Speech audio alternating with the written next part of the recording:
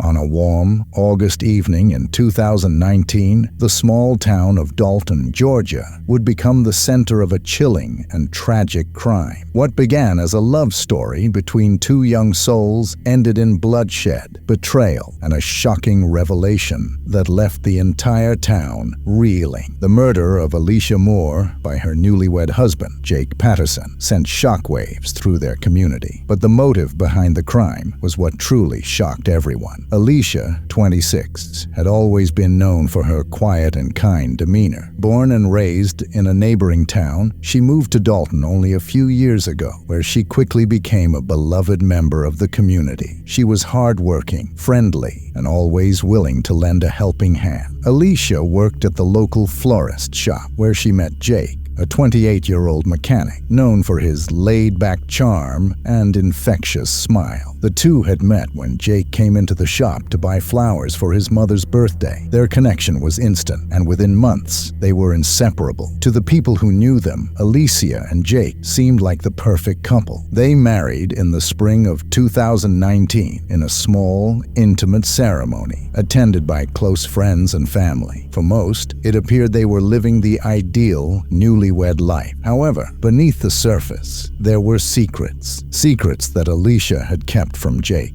Secrets she feared might tear them apart if they ever came to light. As their honeymoon phase came to an end, tensions began to surface in their relationship. Alicia, who had always been private about her past, found herself growing more anxious. Jake, on the other hand, had become suspicious of Alicia's evasive answers whenever he asked about her family or childhood. He noticed her discomfort when certain topics arose, but he brushed it off, assuming it was nothing serious. After all, everyone had things they preferred to keep private, right? But for Alicia, it wasn't that simple. She had kept a part of herself hidden, something she had planned to tell Jake before they got married, but never found the courage to. Alicia was transgender, a fact she had yet to reveal to her husband. Though she had undergone her transition years before meeting Jake and had lived her life fully as a woman, she feared his reaction if he ever found out the truth. The truth came out one fateful night in mid-August when Jake discovered some old medical documents tucked away in a drawer. The words "gender reassignment surgery" jumped out at him, and suddenly everything changed. His heart raced as he pieced together the reality of what he had just discovered. The woman he had married wasn't who he thought she was, or at least that's how he saw it. A confrontation between the two quickly escalated. Jake's anger, shock, and sense of betrayal fueled his rage. Alicia tried to explain, to tell him that she had wanted to share this part of her life with him, but fear had held her back. She told him that her love for him had always been real, that nothing about their relationship had been a lie. But in that moment, Jake couldn't hear her. He felt deceived, hurt, and confused. His world had been turned upside down, and he didn't know how to process the flood of emotions he was feeling. The argument grew more heated, and before either of them could calm down, the situation took a dark and irreversible turn. Jake, in a blind rage, grabbed a kitchen knife from the counter. The room seemed to close in around them as Alicia backed away, her eyes wide with fear. She pleaded with him to stop, but it was too late. In one swift, violent motion, Jake stabbed Alicia in the chest, the knife sinking deep. The shock in Alicia's eyes mirrored the horror that quickly consumed Jake as he realized what he had done. Alicia collapsed to the floor, her hands clutching the wound, blood pooling around her as she gasped for breath. The love that once bound them together had now become the catalyst for this violent act. Jake stood frozen, the knife still in his hand, as the weight of his actions crushed him. In the moments after the murder, Jake's mind raced. Panic set in,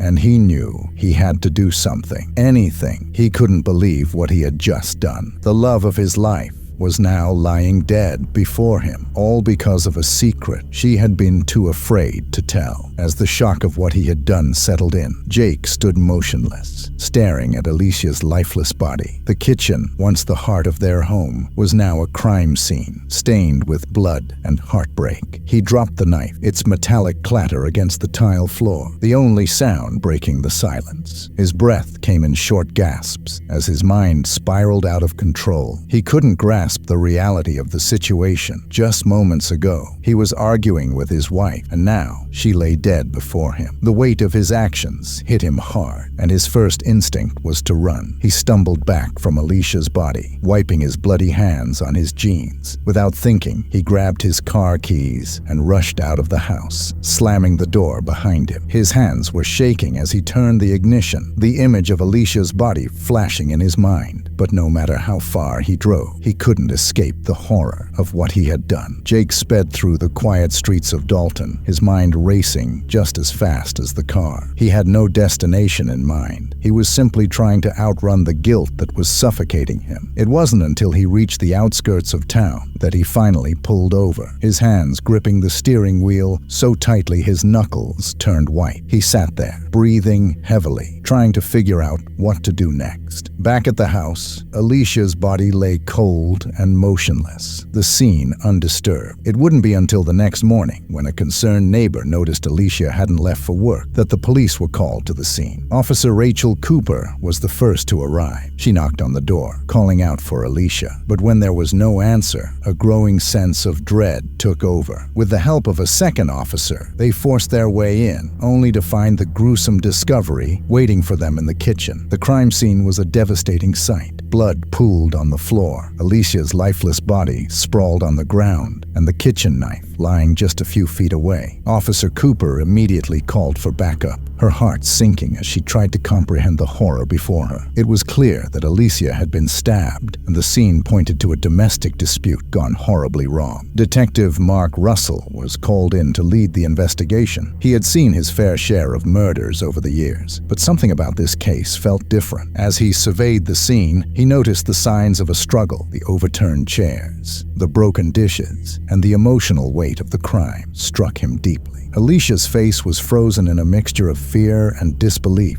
a haunting image that stayed with the detective as he began to piece together the events leading to her death. The investigation quickly turned to Alicia's husband, Jake. Neighbors confirmed that they had seen him leaving the house late the previous night, looking disheveled and panicked.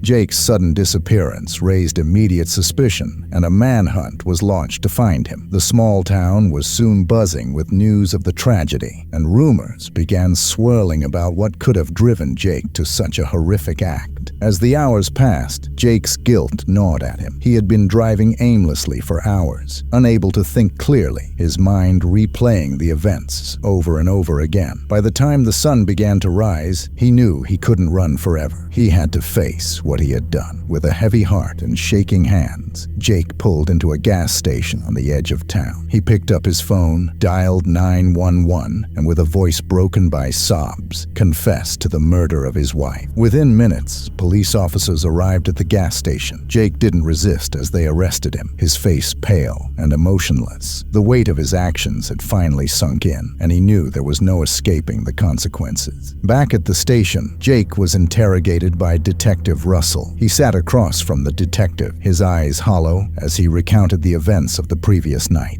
His voice was monotone, devoid of the emotions that had fueled his actions just hours before. He told the detective about discovering Alicia's documents, about the argument, and about how his anger had consumed him in that one fateful moment. Jake's confession left no doubt about his guilt, but as the story unfolded, it became clear that the true tragedy wasn't just Alicia's murder. It was the breakdown of trust, the secrecy, and the fear that had led them down this dark path. The confession marked the beginning of the end for Jake. As he sat in the cold interrogation room, recounting the horrific events, the weight of what he had done seemed to finally settle in. Detective Russell listened intently, his notepad untouched. There was no need to push Jake for details. The story flowed from him like a river of guilt, each word another link in the chain that had bound him to this crime. Jake explained how discovering Alicia's past had sent him into a tailspin of emotions. Betrayal, confusion, and anger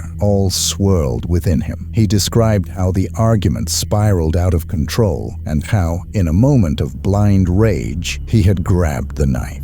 "I didn't plan it," he whispered, his voice cracking. "I loved her, but in that moment, everything just broke." The details were as heartbreaking as they were horrifying. Alicia, who had spent years building a life where she felt safe and loved, had tragically misjudged Jake's ability to understand her past. Her fear of rejection had driven her to keep her truth hidden, a decision that would ultimately cost her life. In the days that followed, the town of Dalton was consumed by the news of the murder. Alicia's transgender identity, which had remained hidden for so long, became the center of gossip and speculation. The media descended on the town, framing the case as both a tragic love story and a violent rejection of identity. For Alicia's friends and colleagues, the revelation of her transgender identity was secondary to the grief they felt over her death. To them, she had always been Alicia. Kind, thoughtful, and full of life. Jake's trial began 3 months later, and it was a spectacle from the start. The courtroom was packed every day, with reporters, townsfolk, and activists all vying for a place to witness the proceedings. The prosecution painted Jake as a man who had lashed out in a fit of violent transphobia, unable to accept the truth about the woman he had married. They argued that Alicia's murder was an act of calculated rage, fueled by Jake's feelings of betrayal and disgust. The defense, however, portrayed Jake as a man who had been blindsided by a truth he wasn't prepared for, a man who had acted out of temporary insanity brought on by the shock of the revelation. They claimed that Jake's actions, while tragic, were not premeditated, and that his confession was proof of his remorse. Throughout the trial, Jake sat silently, his expression vacant. He showed no emotion as witness after witness took the stand. Alicia's friends spoke of her kindness, her love for Jake,